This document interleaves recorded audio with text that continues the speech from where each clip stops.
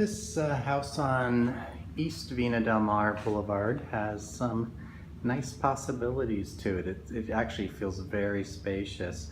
The home has 3 bedrooms, 2 baths.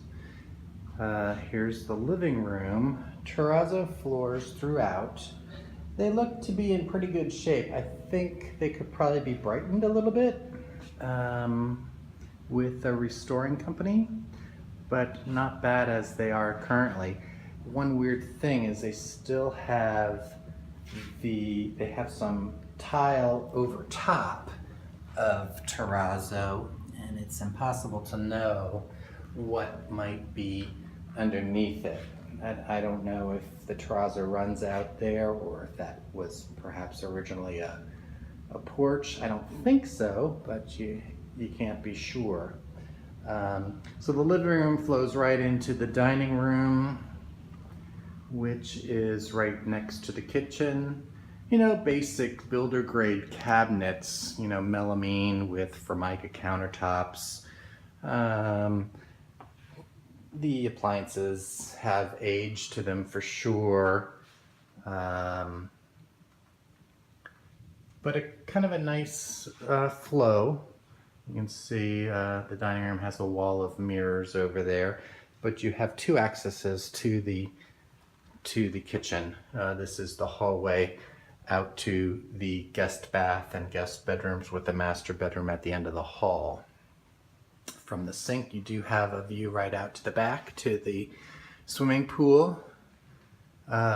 This room back here, I'm sure at one time was just a sun porch, but it's now been enclosed and included in the footprint of the house. There is its own HVAC vent out here and a brick fireplace. This looks like it's the original, or you know, the masonry type, not the contemporary inserts that you see now. The house seems to have newer windows. They are still single pane. I don't think that they're hurricane impact. I could be wrong about that. They feel pretty hard, but I'm not certain about whether they're impact resistant.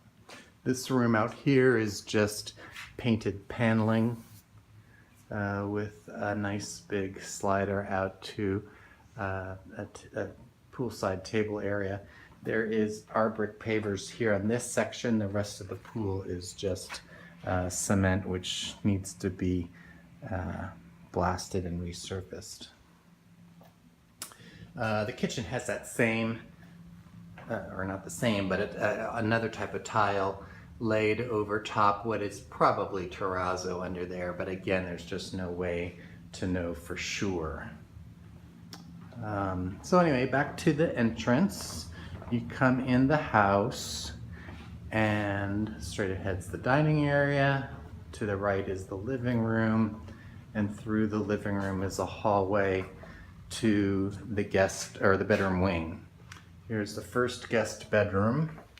Not huge. I'm sure that's just, I don't know if that's a double or if it's a queen. There's a little bit of room left on the sides. If it is just a double, you could get more in there. You know, good sized closet. And then across from that is the guest bathroom. Everything is vintage in these bathrooms, except for the floor. They might have put a floor over top of terrazzo again, or perhaps a vintage style tile. It looks, the tiling looks to be in good shape if you're into that vintage style with, you know, a kind of almost a teal, greenish blue tile and yellow. The vanity, of course, I don't know. That's pretty awful. I think I'd have to get rid of that. But a nice, you know, generous open hallway here, nice and wide, with another double closet at the end for linens or coats. This could be a coat closet, I suppose. Then to the front of the house is the second guest bedroom. This one's on a corner, so it has a little more light to it. And again, the newer windows, not the original type of windows in here. This is bigger. This could easily accommodate a queen, if not a king, in here. And then another closet. And then opposite this one on the back side of the house is the master bedroom. Again, a corner bedroom, so you have good light. I'd probably be inclined to want to put a nice slider there. We are outside of the framework of the screen cage over the pool at this location, but there's, a good amount of yard space here if you wanted to do an outdoor kitchen or anything like that. And being the master, it does have an ensuite bath. This bathroom, the terrazzo continues into it. Again, that kind of really dated Formica kitchen or bathroom vanity and all the original tile. This one in a pink and gray pattern or color palette. There is no indication. I mean, it all looks good. They did some really bad trim work there for to keep water from penetrating into the walls. I think I'd rip that out and do it over if I was going to keep the tile. But overall, just not bad condition. And again, I think it's a size bedroom that you have from this era, so it's not enormous, but I think you could still comfortably get a king bed in here and have some walk around space. There is the same style or size closet in this one, not huge, but probably enough room for a wardrobe for this climate.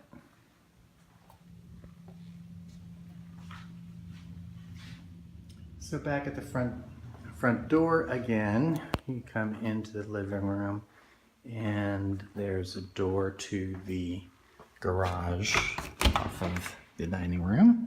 And that is where your washer and dryer are located. And there's a door out to the screened-in porch area or screened-in pool area. A good size garage. Plenty of room to get a car in here without even getting close to the laundry facilities.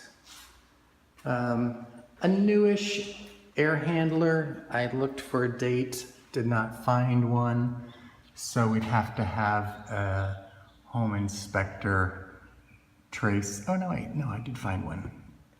It says April 2013, so a very new air handler. The water heater here in the corner is dated 2006. This electrical panel is permanently closed.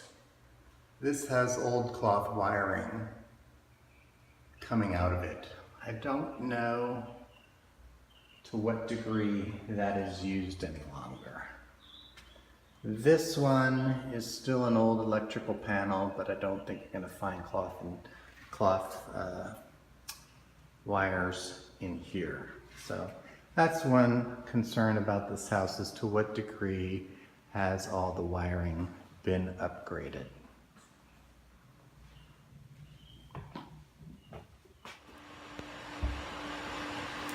So here I'm out poolside. As I said before, the pool deck, you can tell that it's been through a number of iterations. You can see the old, just cement that was kind of scraped to look like pavers, and then at some point they put another coat on top of that of something else. Just superficial cracking, frankly. So it appears to be in good shape. I wouldn't really have concern about that. It's just not the most appealing look in its current condition. Good sized pool. This is probably maybe 15 feet wide by 30, something like that. Looks to be fairly deep, at least 6 feet at the deep end. There is wear to the shell, so it needs to be sandblasted and re-marcited. And I think my estimate would be that that's probably a cost of, you know, maybe $8,000, something like that, to redo that. And it's done quite a lot down here. Older screening system. Normally now you see them with high peaks, not a flat structure like this, but it's fairly good height to it. Certainly would get you started. You might want to change it at a future date. Nice side yard. Not all of this. You can see that white fence, I think, belongs to the neighbor, and there's probably 6 feet of grass on the far side that belongs to the neighbor, but a good amount of space that can be, you know, something else can be done out here. I think the wooden fence belongs to this unit, and it looks like they just replaced the wooden fence on the south side. And, you know, brick construction, or block construction rather, with plaster over the top. This is the sunroom, that's the chimney. Everything looks to be in decent shape.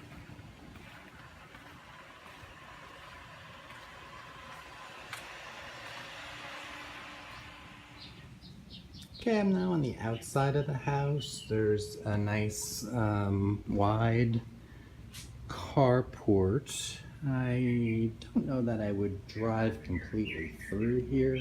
That looks, I mean, a car could certainly make it, but it's on the narrow side, whereas the parking pad here is quite wide. So let's just say in a rainstorm, you're coming home from grocery shopping or something, you have plenty of access from this side of the drive into covered parking to unload. And it does continue around. It gets a little low. I'm in my SUV today. I don't think I would drive under here in an SUV. I don't think it's going to clear that. But a standard car is going to make it just fine. And then you can pull right into your garage on this side.